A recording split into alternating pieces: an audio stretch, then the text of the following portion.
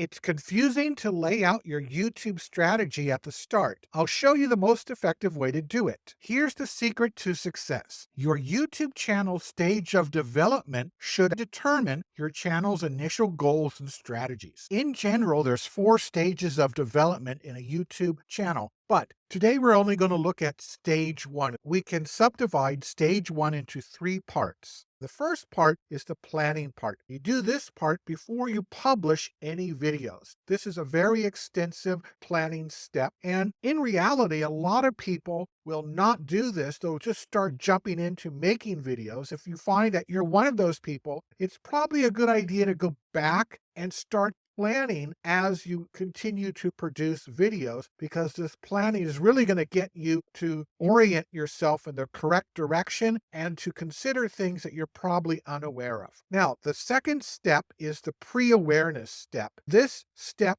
starts from publishing your first video, and it could last all the way up to publishing video number 100. I call it the pre-awareness stage because at this stage, algorithm is still unaware of you. You're not going to get many views at this stage. Most of the views you do get are going to rely upon search as well as the metadata that you put into your videos. Once you get a substantial number of videos and the algorithm starts to notice you, and generally this is going to be between 50, 70 videos, maybe even up to 100, then you go on to the third step where the algorithm is aware of you. At this step, take the data the YouTube platform has got from your viewers and use that to determine what type of content to make. So you can see that in step 2, you don't have enough viewers for the algorithm to get the amount of data it needs. But with step 3, you can make more informed choices. At this step, you're going to produce up to another 100 videos. Let's start with the planning part. At this part, your goal is simply to complete your YouTube channel planning. And this is going to include things like your monetization method. You're going to choose one. What type of channel characteristics and unique selling points you have. You're going to analyze your audience as well as analyze the videos that your competitors make and think about what type of videos you want to make, as well as come up with some ideas about the characteristics of your thumbnails and your titles. During this stage, one of your goals is to produce your first 10 videos. So while those are the goals, you also have some strategies. What you really want to do is focus on learning the basics of video production while you produce the first 10 videos. And you're also going to put a lot of emphasis on developing good thumbnails and making good titles, as well as to develop good engaging openings that are going to keep your viewers engaged so they watch more than the first 15 or 30 seconds. Now, ideally, you're going to do this part before you actually publish your first video. But in reality, a lot of people who are watching this already have some videos uploaded, and that's fine.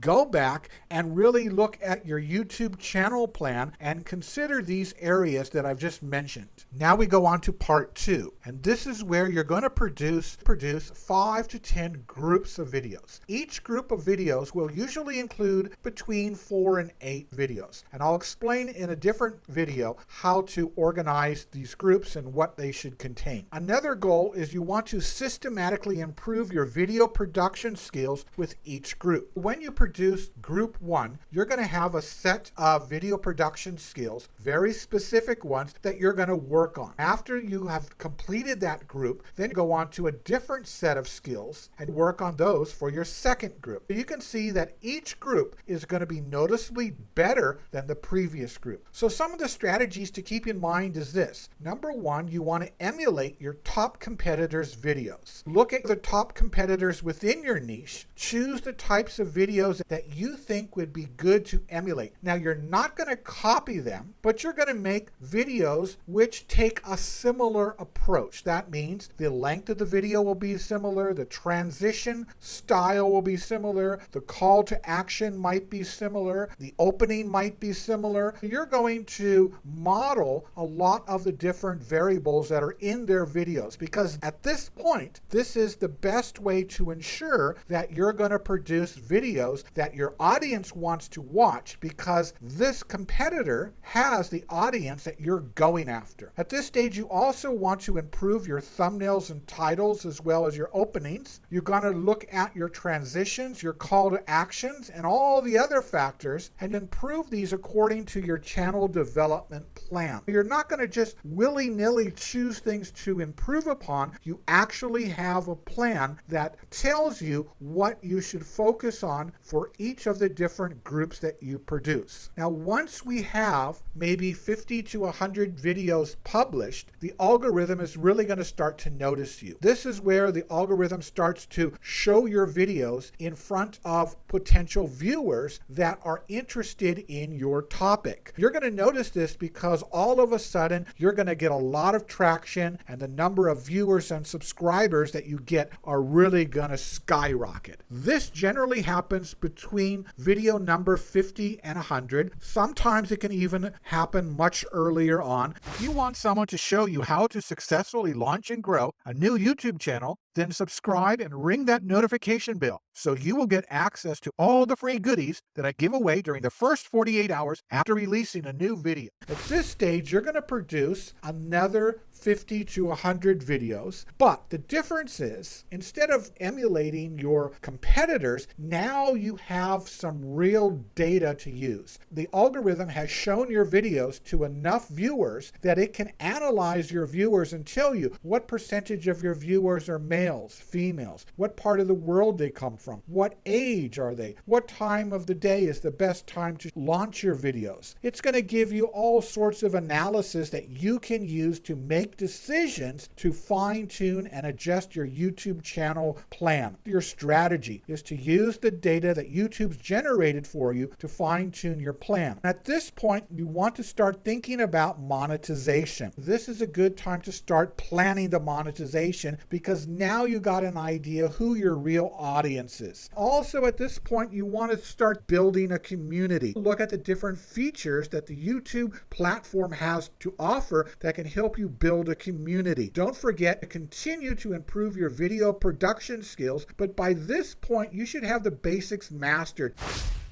Before you jump in and make any more videos or even your first video, watch this to learn a lot of other great tips that will save you months of time.